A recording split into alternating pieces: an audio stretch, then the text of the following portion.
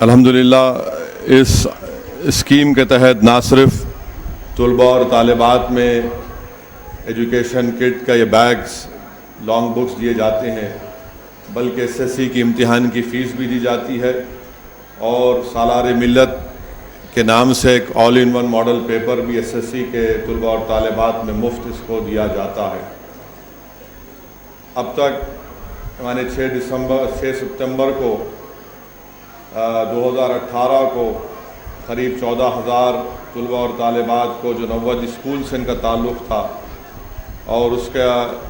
جو خرچہ آیا قریب 47,50,000، اور پچھلے سال SSC کی جو امتحان کی فیس دی گئی تھی اس میں 2,23,000 روپے کا اس میں پیسے دیے گئے۔ آل ان ون جنوری 2019 میں 7,000 SSC کے طلباء اور طالبات میں تمام تلنگانہ میں جس کو تقسیم کیا گیا طلباء اور طالبات میں، جس کی لاگت 16,10,000 تھی، جس میں 7,000 میں 1,866 85 حیدرآباد کے اردو میڈیم کے مدارس میں یہ آل ان ون کو دیا گیا۔ تو میری آپ تمام سے گزارش ہے، خاص طور سے طلباء اور طالبات سے، کہ اس بیگ کا صحیح استعمال کریے، خوب پڑھیے، تعلیم حاصل کریے۔ اور میرا ماننا یہ ہے، عامر بھائی کی موجودگی میں کہہ رہا ہوں، جو مجھ سے زیادہ ان باتوں پر ان کا علم ہے، کہ مسلمانوں کو جو چیز ہندوستان میں پیچھے کھینچ رہی ہے وہ یہ ہے کہ غربت نہیں، ناانصافی نہیں، بلکہ تعلیم۔ اگر ہم تعلیم یافتہ ہو جائیں گے، اگر ہم تعلیم کے زیور سے اپنے آپ کو آراستہ کریں گے، تو یہی ہم کو طاقتور بنا سکتا ہے، اور یہی کوشش مجلس اتحاد المسلمین کرتے آئی ہے۔ ہم الیکشن میں صرف جیت کر اپنی شہرت میں اضافہ کرنا نہیں چاہتے، ہم الیکشن میں جیت کر صرف جذباتی تقاریر نہیں کرنا چاہتے۔ ہمارا مقصد یہ ہے کہ الیکشن میں حصہ لینا اور آپ کے ووٹ حاصل کرنے اور آپ سے ووٹ ڈالنے کی جو اپیل کرتے ہیں، اس لیے کہ اس طرح کا ہم کام کر سکیں اور مسلمانوں کو تعلیمی پسماندگی سے ان کو نکال سکے۔ یہ مجلس اتحاد المسلمین کا بنیادی کام رہا۔ یہاں پر آپ لوگ بڑی تعداد میں آئے ہیں، یہ مجلس اتحاد المسلمین کا مرکزی دفتر ہے۔ مجھے اچھی طرح یاد ہے کہ احیاء مجلس اتحاد المسلمین کے پاس، مجلس کے پاس کچھ بھی نہیں تھا۔ 11-12 سال عبدالواحد اویسی فخر ملت علیہ الرحمہ نے اس دفتر کے لیے مقدمہ لڑا، اور جب کامیابی ملی تو یہاں پر پہلا کام مجلس نے کیا کیا کہ یہاں پر ایک ITI کی شروعات کی تھی، اور ITI چلتا رہا، اور اس کے بعد مرحوم قائد سالار ملت نے میڈیکل کالج، انجینئرنگ کالج کا قیام عمل میں لایا۔ آج آپ امریکہ کو اگر آپ جائیں گے کبھی، آپ کے کوئی جاننے والے ہیں، پوچھئے، سب سے بڑی تعداد وہاں پر پورے امریکہ میں، بلکہ نارتھ امریکہ میں،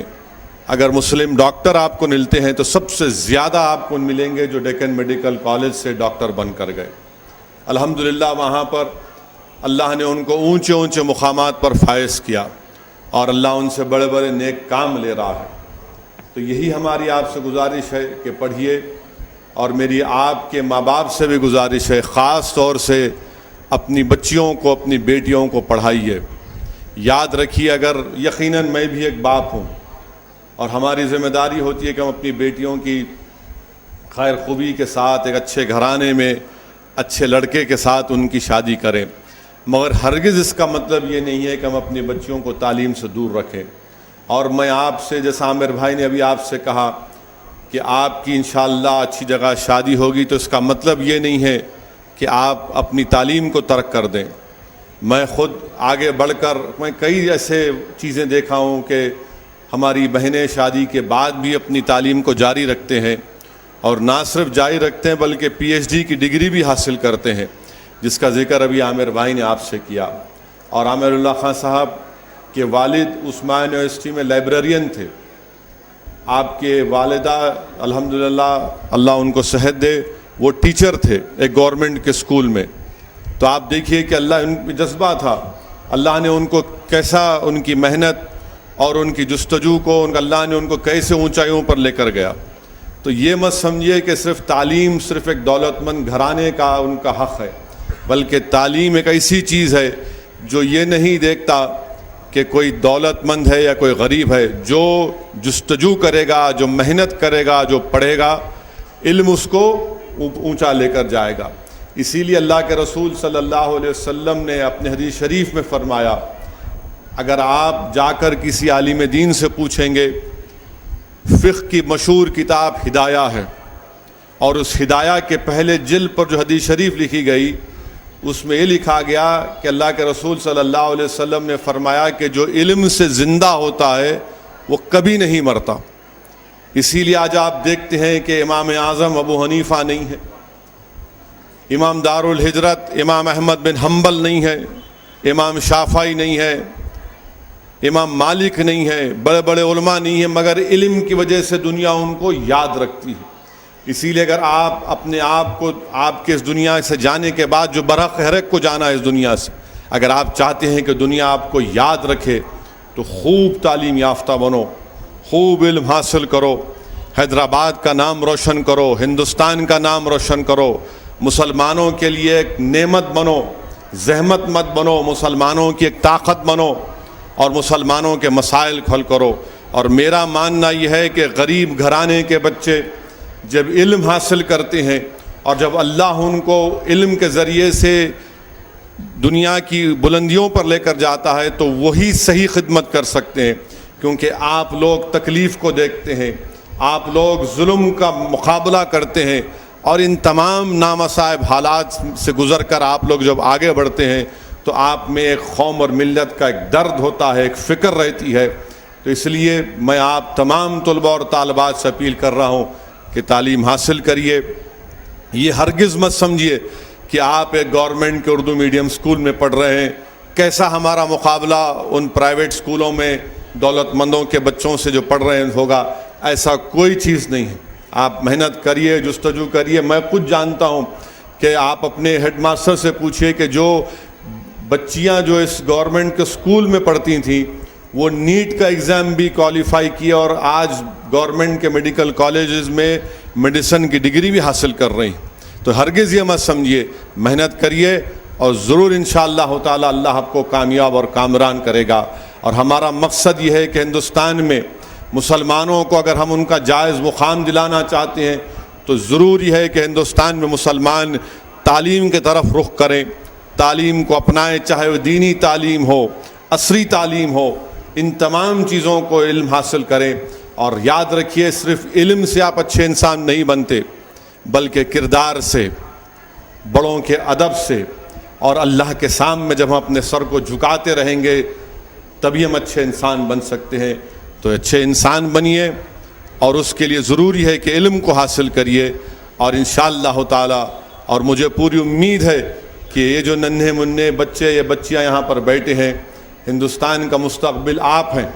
میں نہیں ہوں، اب ہندوستان کا مستقبل آپ ہیں۔ آپ کو ہندوستان کو آج جو اندھیرے گھیر رہے ہیں ان اندھیروں سے نکالنا ہے آپ کو، اس ملک کو۔ اور مجھے پورا یقین ہے کہ آپ کے یہ چمکتے ہوئے چہرے نہ صرف ہم کو حوصلہ دیتا ہے بلکہ ہم کو ایک ہمت بھی دیتا ہے کہ آج ہم جو محنت کر رہے ہیں، کل ہم جب اس دنیا سے چلے جائیں گے تو یقیناً یہ جو بچوں کے چہروں پر جو نور ہے اور جو بے فکری ہے، انشاءاللہ تعالی یہ مستقبل کو اچھا کریں گے۔ اور اسی لیے مجلس اتحاد المسلمین ان تمام تعلیمی اداروں کو چلاتی ہے۔ میں پھر سے تمام کا شکریہ ادا کرتا ہوں، اور خاص طور سے گورنمنٹ اردو میڈیم مدارس کے ہیڈ ماسٹرز کا، اساتذہ کا، ذمہ داران کا شکریہ ادا کرتا ہوں کہ وہ ان کی محنت اور جستجو کی وجہ سے ہم یہ اسکیم کو بڑی کامیابی سے اس کا انعقاد عمل میں لا رہے ہیں۔ مجلس اتحاد المسلمین سال میں ایک مرتبہ ربیع الاول کے مبارک مہینے میں عوام سے چندہ لیتی ہے، اور ہم نے باضابطہ اس کا ایک ٹرسٹ بنایا ہے، اور ٹرسٹ میں یہ پورے پیسے جمع ہوتے ہیں، اس کا باضابطہ آڈٹ ہوتا ہے، اور جو پیسے جمع ہوتے ہیں ان پیسوں سے 2 روزہ جشن رحمت اللہ عالمین میں پیسہ خرچ ہوتا ہے۔ ایک ایک پیسے کا حساب ہوتا ہے، اور جو پیسے بچتے ہیں اس کے ذریعے سے ہر سال جو آپ دیکھ رہے ہیں یہ اسکیم، یہ بچے اور بچیوں میں ایجوکیشن کٹ دی جاتی ہے، SSC کے امتحان کی فیس دی جاتی ہے، اور آل ان ون کا انتظام کیا جاتا ہے۔ اور اس کے ساتھ ہی ساتھ جو طلباء اور طالبات جن کا GPA موجودہ 8 پوائنٹ یا جو بھی 80-90% ہوتا ہے، ان کو 6,000 روپے نقد انعام دیا جاتا ہے، اور جن اسکول کا 100% پاس ریٹ ہوتا ہے، ہم اس اسکول کے ہیڈ ماسٹر اور ٹیچرز کو 5,000 روپے کا ایک نقد انعام ان کو دیتے ہیں۔ مقصد یہ ہے کہ گورنمنٹ کے ان مدارس کو مضبوط کیا جائے تاکہ اچھے نتیجے یہاں پر نکل سکے۔ بس یہ چند میرے خیالات تھے جو میں نے اخلاص کے ساتھ آپ کے سامنے رکھا ہوں۔